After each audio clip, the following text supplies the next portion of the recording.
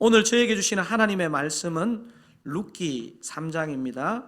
룻기 3장 1절에서 5절까지 말씀입니다. 제가 가진 성경으로는 구약 성경 405면입니다.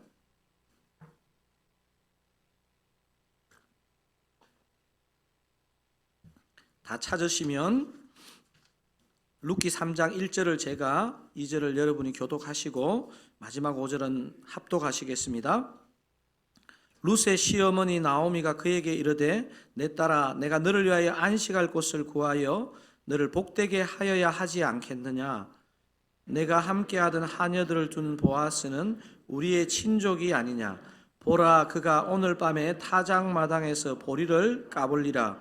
그런즉 너는 목욕하고 기름을 바르고 의복을 입고 타작마당에 내려가서 그 사람이 먹고 마시기를 다 하기까지는 그에게 보이지 말고 그가 누울 때에 너는 그가 눕는 곳을 알았다가 들어가서 그의 발치 이불을 들고 거기 누우라. 그가 내 할 일을 내게 알게 하리라 하니 함께 읽으시겠습니다. 룻이 시어머니에게 이르되 어머니의 말씀대로 내가 다 행하리이다 하니라. 아멘. 사랑하는 사랑교회 성도님 여러분, 한 교회가 성장하는데 상식과 합리적인 생각이 중요하게 작용할까요? 아니면 초월적인 믿음이 중요하게 작용할까요? 좀 어려운 질문입니까? 이렇게 다르게 표현해 보겠습니다. 상식과 합리적인 생각이 통하는 교회에 사람들이 올까요? 아니면 초월적인 믿음이 많이 나타나는 교회 사람들이 올까요? 더 어려워진 것 같습니다. 그죠? 제가 왜 이런 질문을 드리느냐 하면요.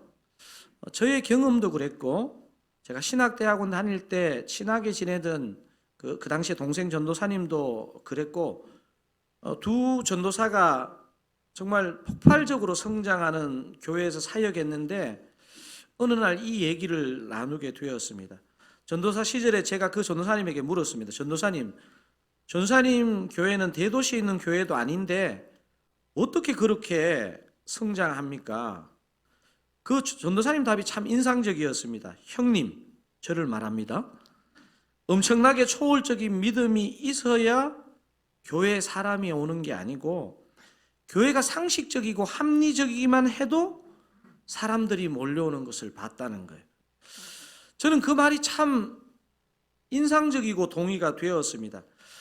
제가 당시에 섬겼던 분당 우리 교회도 들여다보면 분명히 초월적인 믿음과 성령의 역사가 일어나기도 했지만 교회 안에 상식이 통하고 합리적인 생각이 통하는 것을 보면서 많은 사람들이 이 부분에 있어서 굶주려 있구나 하는 생각들을 했습니다.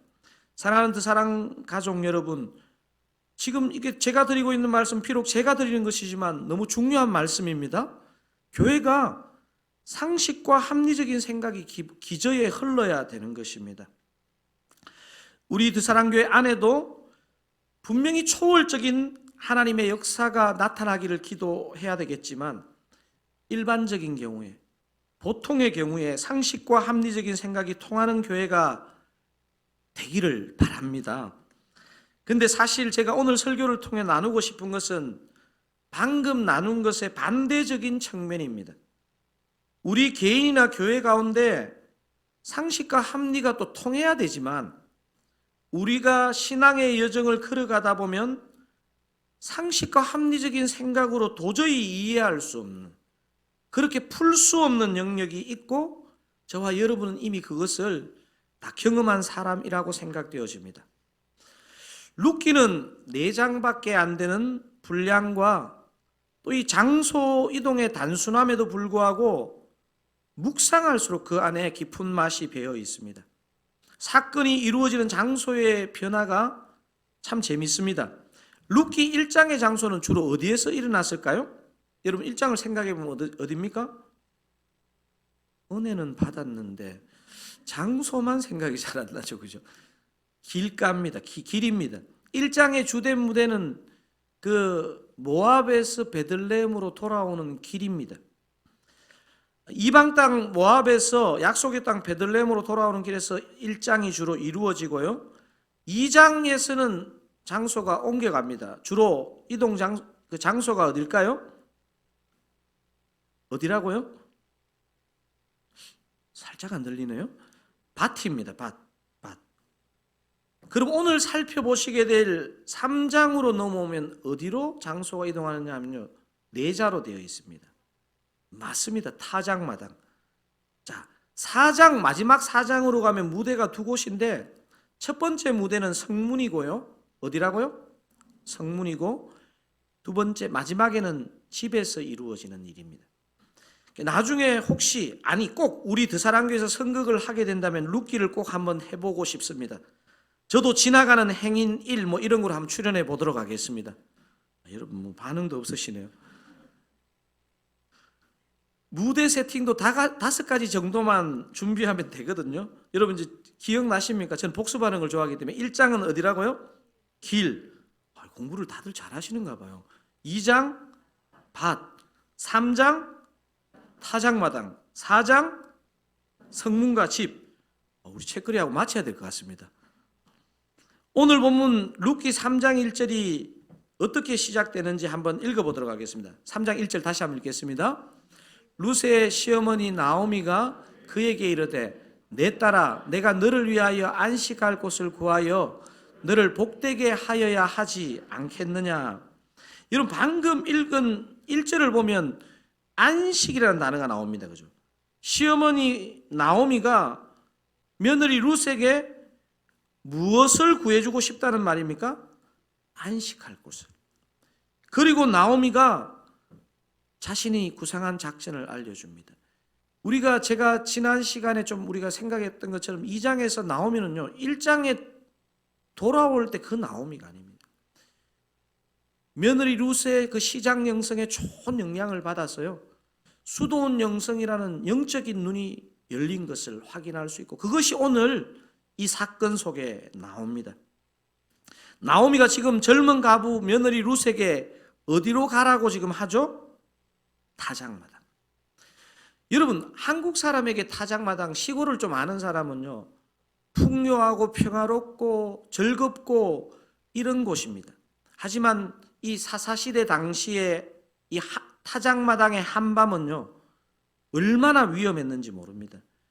이 시대 타작을 마친 후에 벌어지는 마당에서의 축제는요, 음주 가무와 일탈이 막 일어나는 현장이 되기도 했습니다. 마치 토요일 밤 12시 홍대 앞입니다. 목사님이 그걸 어떻게 알아요? 저는 다 알아요. 거기서 무슨 일이 일어나는지. 룻기보다 훨씬 후대의 책이지만 호세아 9장 1절에 보면요, 이런 일이 분명히 일어났을 것을 보여주는 흔적이 있습니다. 호세아 9장 1절 한번 읽어보겠습니다. 이스라엘아 너는 이방 사람처럼 기뻐 뛰놀지 말라. 내가 음행하여 내 하나님을 떠나고 각 타작마당에서 음행의 값을 좋아하였느니라. 어디에서 무엇의 값을 좋아했다고요? 타작마당에서 음행의 값을 좋아했다. 룻기는 사사들이 치리하던 때의 얘기 아닙니까? 가나안 문화가, 가나안의 그 농사를 짓고 풍요가 올 때 사람이 일탈이 일어나거든요.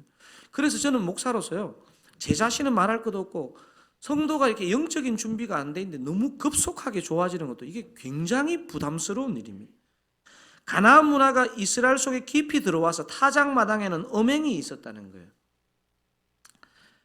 왜 위험한 이 현장에 그것도 자고 있는 남자의 이불을 들고 들어가라는 나오미가 이렇게 룻에게 얘기를 했는지 사실 생각할수록 좀 이해하기가 쉽지는 않은 이야기입니다. 자, 룻기 1장 21절에 보면 나오미가 이런 고백을 하죠. 한번 읽어볼까요?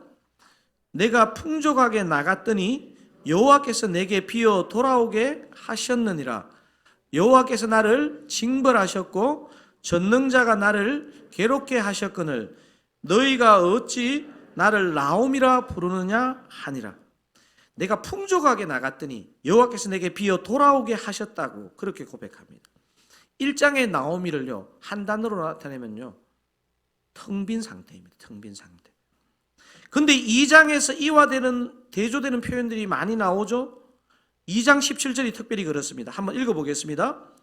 룻이 밭에서 저녁까지 줍고 그 주운 것을 뜨니 보리가 한 에바쯤 되는지라. 한 에바가 어느 정도 양이라고 말씀을 제가 드렸는데 혹 기억나시기를 제가 바라도 될까요? 복습을 하시네요. 12대 21리터. 풍요 생활이 하나님의 은혜 가운데 채워지고 있는 것을 상징하는 단어입니다. 1장에서 괴로워하던 나오미가 2장을 마치면서 얼마나 평안히 2장이 마치는지 모릅니다. 2장의 마지막 절 한번 읽어보겠습니다. 이에 룻이 보아스의 소녀들에게 가까이 있어서 보리추수와 밀추수를 마치기까지 이삭을 주우며 그의 시어머니와 함께 거주하니라. 자, 이렇게 1장과 전혀 다른 평안함과 풍요함이 이제 오기 시작하는 그런 느낌인데요. 2장에서 나오면 영적인 눈이 열렸습니다. 그래서 3장 1절을 시작하면서 내가 너를 위하여 안식할 곳을 구하여 너를 복되게 하여야 하지 않겠느냐, 이렇게 그런 제안을 하면서 오늘 2절, 3절, 4절에 작전 구상을 공유해 줍니다. 이 작전을 같이 한번 읽어보도록 하겠습니다. 내가 함께하던 하녀들을 둔 보아스는 우리의 친족이 아니냐. 보라, 그가 오늘 밤에 타작마당에서 보리를 까불리라. 그런즉 너는 목욕하고 기름을 바르고 의복을 입고 타작마당에 내려가서 그 사람이 먹고 마시기를 다 하기까지 그에게 보이지 말고 그가 누울 때에 너는 그가 눕는 곳을 알았다가 들어가서 그의 발치 이불을 들고 거기 누우라. 그가 내 할 일을 내게 알게 하리라 하니. 사랑하는 더사랑교회 성도님 여러분, 방금 읽으신 저 세 절에서 우리 지금 시어머니 나오미가 룻에게 내가 너에게 안식할 곳을 구하여야 되지 않겠느냐 했는데 안식이 느껴지십니까? 저는 읽기만 해도 민망하고 가슴이 조마조마합니다. 한밤중 남의 집 타작마당을 찾아가는 것도 아슬아슬한데 그가 눕는 곳을 알았다가 들어가서 그의 발치 이불을 들고 거기 누우라. 제가 4절을 묵상하는데 갑자기 욕이 확 나오려고 그러더라고요. 아니 이 시어머니가 시어머니 여러분 죄송합니다. 아니 이삭 죽기도 혼자 보내더니 이제 밤에 보아스를 찾아가서 미리 부킹을 잡아준 것도 아니면서 그의 발치 이불을 들고 거기 누우라. 이게 도대체 무슨 말이에요, 이게 정말 얼마나 황당하고 위험한 일입니까? 우리가 조금 전에 이제 이 시대의 상황을 우리가 살펴봤잖아요. 제가 혼자 궁시렁거렸습니다. 이삭 죽기는 혼자 보냈더라도 아니 자기 친족이면 밝은 대낮에 조용히 자기가 찾아가서 우리 며느리가 이만한 신앙에, 이만한 성격에, 이만한 외모가 없느니 이렇게 해가지고 좀 보아스의 마음을 좀 설득해야 되는 거 아니겠습니까? 황당한 4절, 제가 화가 나서 다시 한번 더 여러분과 읽기를 원합니다. 4절을 한번 제 마음이 되어서 같이 한번 읽어보시겠습니다. 그가 누울 때에 너는 그가 눕는 곳을 알았다가 들어가서 그의 발치 이불을 들고 거기 누우라. 그가 내 할 일을 내게 알게 하리라 하니. 그의 발치 이불을 들고 거기 누우라. 진짜 황당한데 그 다음이 더 황당합니다. 그가 내 할 일을 내게 알게 하리라 하니. 오늘 여기 예배 드리시는 남성 동지 여러분 한번 대답해 보시기 바랍니다. 지금 사실을 어떻게 생각하십니까?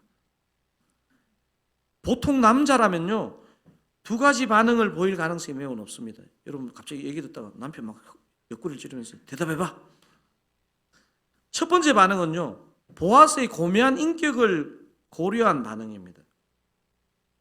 룻의 조신하지 못한 행동을 한 것으로 간주하고 심한 모욕을 주기가 쉽습니다. 제가 배역을 한번 맡아봤습니다.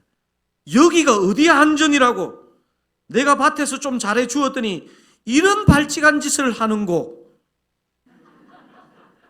제가 굉장히 리얼하게 지금 했는데 감동이 별로 없으시네요. 충분히 이렇게 불쾌하게도 받아들일 수 있습니다. 또 다르게 예상되는 반응은요, 제가 그랬잖아요. 이 시대는요, 타작하고 나면 저녁 먹으면서 반주도 근하게 한 잔 하고 기분 좋게 이제 누워서 이제 잠자리 들었는데 젊은 여인이 발치해 있는 거예요. 여러분, 남자의 육체적인 본능이 발동해서 욕구를 채우고 그냥 차버릴 수도 있는 위험한 상황인 것입니다. 이 황당하고 위험천만한 가이드를 우리 시어머니가 너무 오버해서 주셨더라도 멀쩡한 룻이 어떻게 반응해야 됩니까? 자, 5절에 룻이 어떻게 대답하는지를 한번 같이 살펴보겠습니다. 룻이 시어머니에게 이르되 어머니의 말씀대로 내가 다 행하리이다 하니라. 제가 딱 이걸 딱 듣는데잖아요. 갑자기 막 저희 고향에서는 이런 말을 들을 때 이렇게 반응합니다. 룻 좀! 알아들으셨습니까? 룻 좀! 저는 굉장히 리얼하게 지금 계속 연기를 하고 있는데 룻 왜 이러는 겁니까? 이런 황당한 요구를 듣고 어머니의 말씀대로 내가 다 행하리이다. 이게 도대체 무슨 말입니까? 도대체 이 두 여인에게는 무슨 일이 일어났길래 이렇게 황당한 제안과 이렇게 황당한 순종을 고백하는 겁니까? 오늘 본문과 바로 앞장인 2장에서 보아스를 어떻게 소개하는지 주목하시면 좋겠는데요. 먼저 룻기 3장 2절, 오늘 본문의 두 번째 절 먼저 한번 읽어보겠습니다. 보아스를 어떻게 부르는지. 내가 함께하던 하녀들을 둔 보아스는 우리의 친족이 아니냐. 보라, 그가 오늘 밤에 타작마당에서 보리를 까불리라. 어떻게 지금 표현하고 있습니까? 보아스를 우리의 친족이 아니냐. 자, 보아스를 그렇게 생각하게 된 더 먼저 단서가 룻기 2장 20절에 나옵니다. 그것도 한번 읽어보겠습니다. 나오미가 자기 며느리에게 이르되 그가 여호와로부터 복받기를 원하노라. 그가 살아있는 자와 죽은 자에게 은혜 베풀기를 거치지 아니하도다 하고, 나오미가 또 그에게 이르되 그 사람은 우리와 가까우니 우리 기업 물을 자 중에 하나이니라 하니라. 어떻게 지금 표현하고 있습니까? 마지막에 기업 물을 자 중에 하나. 기업 물을 자라는 표현은요, 보아스가 인간적으로 괜찮은 사람이다, 이런 게 포인트가 아닙니다. 기업 물을 자는요, 구약에서 가장 중요한 단어 중에 하나입니다. 대표적으로 레위기 25장 25절에 보면요, 이 기업 물을 자가 어떤 자인지를 표현하고 있는데, 레위기 25장 25절 한번 읽어보겠습니다. 만일 내 형제가 가난하여 그의 기업 중에서 얼마를 팔았으면 그에게 가까운 기업 물을 자가 와서 그의 형제가 판 것을 물을 것이요. 여기서 기업 물을 자가 뭐라고요? 그의 형제가 판 것을 물을 것이요. 이 기업 물을 자가 히브리어로 고엘입니다. 고엘은요, 신약적으로 구속자 우리 주 예수 그리스도가 바로 고엘입니다. 고엘은요, 구약시대 이스라엘 백성들에게 하나님의 은혜, 하나님의 드사랑, 하나님의 헤세드를 가장 상징적으로 보여주는 존재입니다. 그런데 저는 참 룻기의 표현들 중에서 이런 표현들은요, 참 진짜 은혜가 뭔지를, 믿음이 뭔지를 보여주는 표현 같아요. 룻기 2장 20절 끝부분만 한번, 하반절만 한번 읽어보겠습니다. 나오미가 또 그에게 이르되 그 사람은 우리와 가까우니 우리 기업 물을 자 중에 하나이니라. 누구라고요? 기업 물을 자 중에 하나이니라. 이게 뭔 말입니까? 하나님의 일하심에 대한 분명한 기대를 가지고 있지만요, 사람 편에서 가져야 할 신중함을 보여주는 표현입니다. 지금 두 여인은 보아스가 그냥 인간적으로 너무 괜찮은 사람이다, 너 배필될 사람이다, 이렇게 가져가지 않고요, 고엘, 기업 물을 자 중에 한 명인 것으로 보는 것입니다. 아마 제 생각에 나오면요, 이미 영적으로 확 감지했지만요, 이건 아직 미래니까 신중하게 표현하고 있는 것입니다. 보아스를 통해 일하시는 하나님, 더 사랑의 하나님을 나오미가 이미 예감한 것입니다. 두 여인은 더 사랑의 하나님께서 사람을 통해, 사람에게 일하신다는 것을 지금 강렬하게 느끼고 있습니다. 두 여인은 보아스를 통해 일하시는 그 사랑의 하나님, 진정한 고엘이신 예수 그리스도를 지금 구약이지만 영적으로 만나고 있는 것입니다.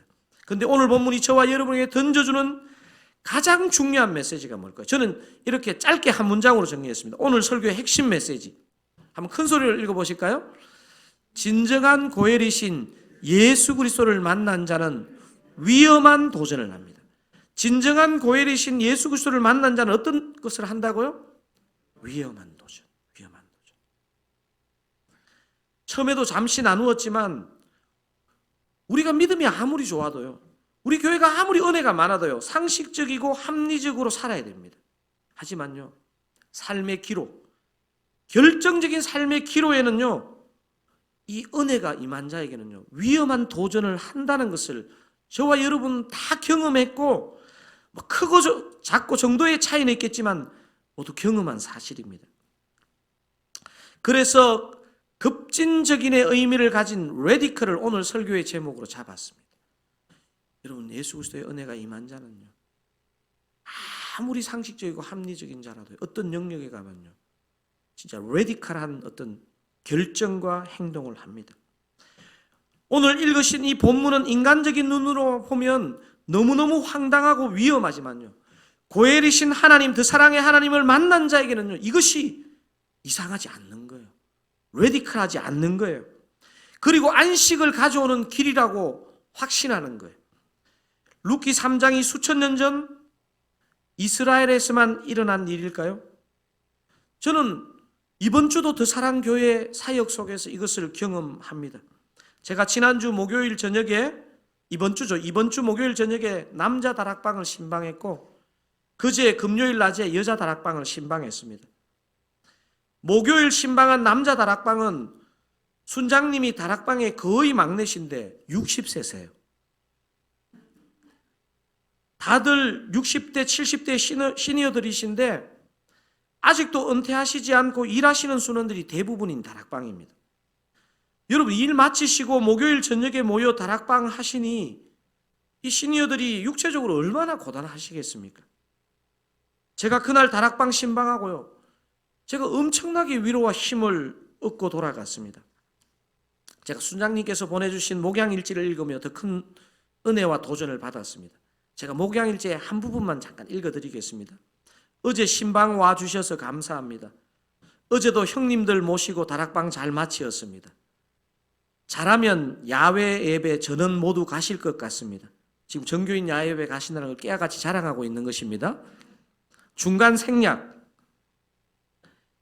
나이는 들으셨지만 몸과 생각은 젊으신 이분들을 교회가 배려하고 관심 갖기를 소원합니다.